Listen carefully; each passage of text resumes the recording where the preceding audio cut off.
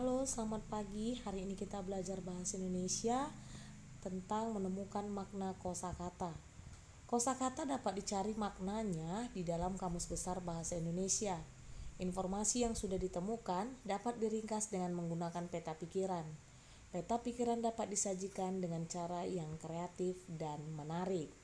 Langsung saja kita perhatikan di sini ada tampilkan contoh paragrafnya ya.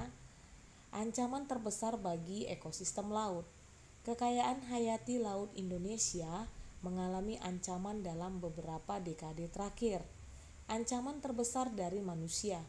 Menurut Lembaga Ilmu Pengetahuan Indonesia atau LIPI, kerusakan terumbu karang di Indonesia telah mencapai 70%. Penyebab utama kerusakan ekosistem laut adalah eksploitasi laut secara besar-besaran tanpa memedulikan lingkungan.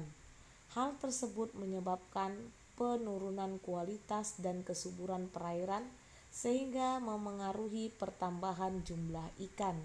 Selain itu, terumbu karang juga mengalami bleaching atau pemutihan karang karena lepasnya alga yang hidup bersimbiosis dengan karang. Untuk mengurangi kerusakan laut, Kementerian Kelautan dan Perikanan kini terus mengembangkan kawasan konservasi. Untuk mengoptimalkan upaya konservasi ini, pemerintah menerapkan rencana baru, yaitu konservasi yang tidak hanya melindungi lingkungan, tetapi juga memberi kesejahteraan kepada masyarakat.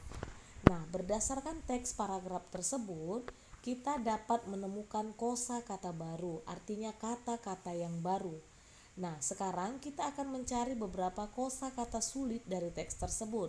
Kamu dapat mencari makna atau arti dari kosakata itu dengan menggunakan Kamus Besar Bahasa Indonesia. Contoh di sini kosakatanya adalah dekade.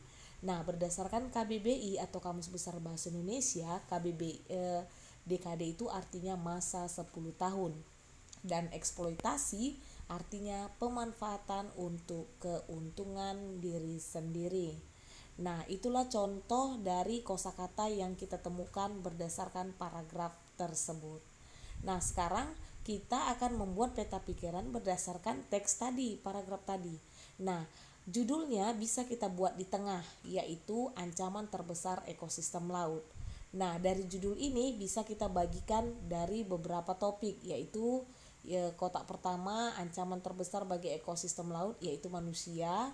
Lalu di kotak kedua di sebelah kanan paling atas penyebab utama kerusakan ekosistem laut di Indonesia yaitu eksploitasi laut secara besar-besaran.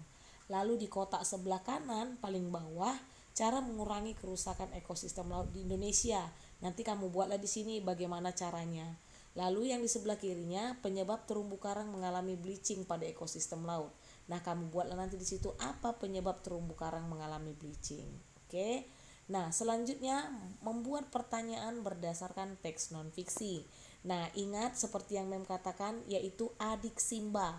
A itu apa? Di mana? K kapan? Si siapa? M mengapa? Bagaimana?